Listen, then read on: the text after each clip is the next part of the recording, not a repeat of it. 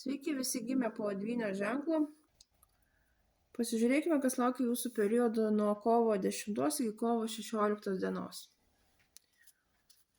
Kokios jūsų perspektyvos,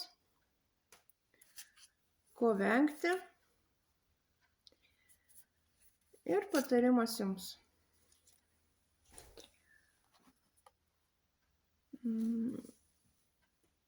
Nebijokite naujovių. Kitą savaitę jums bus naujas laikas. Galbūt gausit kažkokių tai naujų pasiūlymų, kažką pradėsit naujo. Nebijokit rizikuoti ir nebijokit naujovių. Priimkit jas. Ko vengti? Venkite tokio įsikabinimo į esamą situaciją, esamą stabilumą ir netgi tokį stabilumą, kur atrodo, patogumo jau jokio, naudos jokios, o vis tiek įsikabinę. Ir patarimas jums.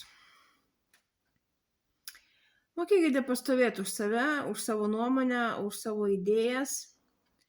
Mokėkite pasakyti ne ir apginti save.